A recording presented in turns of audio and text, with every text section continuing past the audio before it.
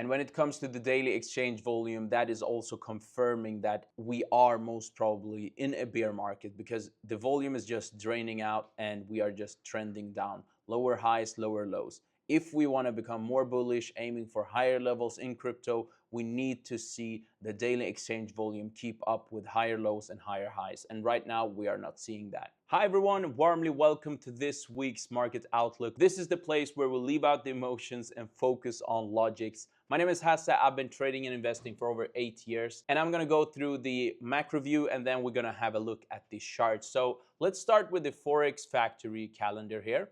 We can see that we have this weekly employment change tentative on Tuesday, but this is quite interesting, non-farm employment change, and it's also on Tuesday. So there are a lot of red folders this week. We can also keep an eye on CPI on Thursday. So these are my main bullet points: CPI on Thursday and the employment numbers on Tuesday. So expect a lot of volatility there. And when it comes to the earnings calendar, nothing interesting or special for the week in my opinion.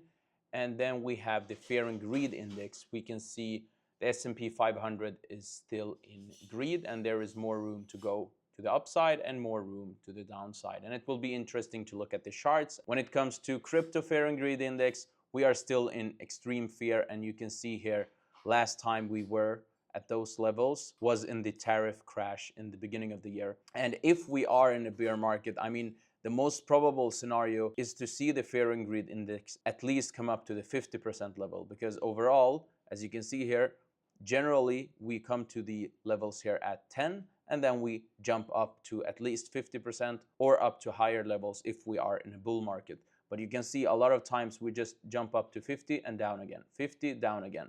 And here you can see 50 down again, 50, 60 down again.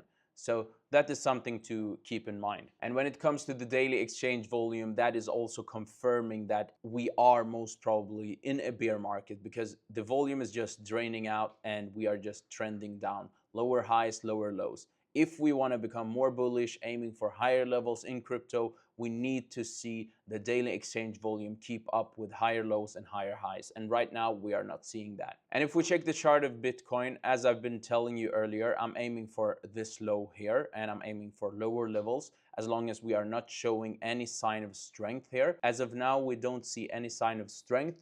What I'm looking for is basically if we can go above and close above this zone, and then a correction, and then close again above this high, that would increase the probabilities that we can aim for higher levels. As you can see here, we are still struggling to get this buying volume to outperform the selling volume, which just increases the probabilities that this is most probably just a correction, and then we should aim for lower levels. If this is just a manipulation, we need to see that clearly, that we see a huge candle like this, a green huge candle, the same speed we had down now. The same speed we had down, we need to have the same speed up if this is a manipulation and we are just in a correction before aiming for all-time high, etc. So that is basically my thoughts about Bitcoin. And when it comes to Nasdaq, I've been telling you that I'm bullish, I'm aiming for higher levels. We took liquidity below this low and we reacted up. And as you can see here in the daily chart, let me just show you how it looks like. We got a huge reaction down in the daily chart and we went down to this green zone. What is this? This is a daily fair value gap. So as long as we are not closing below this zone and creating something like this, a closure, a recovery, and then a break again, if we don't see this bearish signature, we can look for bullish scenario, but it's really important that we see some kind of confirmation in the lower time frame. So for now, we have a huge 4-hour fair value gap, a bearish fair value gap.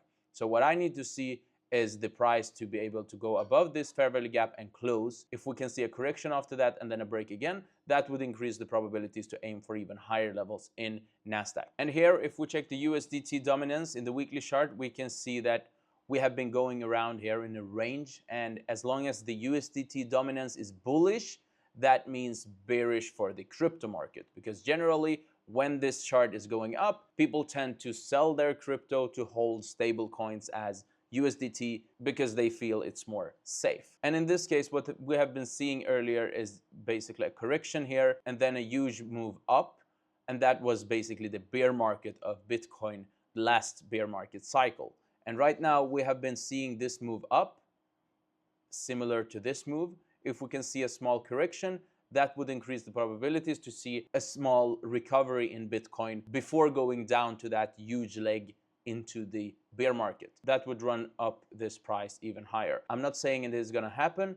I'm just telling you, if the history repeats, then that is the most probable scenario. If we want to look for confirmations and just the logic in the charts, you can see this is relatively equal highs. That itself increases the probabilities that we want to aim for those levels. And if we are aiming for those levels, that itself is bearish for crypto. The only time I would become more bullish to crypto and bearish to USDT, it is if we see a huge down move like this, and we also see a lot of selling volume, because now you see the buying volume is in dominance. That means the most probable scenario is to go up to higher levels. But if I can see a lot of selling volume coming in, and then a small recovery, and then a break again, and we see the selling volume is coming in even more here, then I'm actually happy to aim for higher levels in crypto and lower levels in USDT dominance. But right now, it doesn't look like that. I hope you liked this video. That was basically it for this week's market outlook. If you liked it, make sure to hit the thumbs up, subscribe to the channel, and see you in the next one. Bye.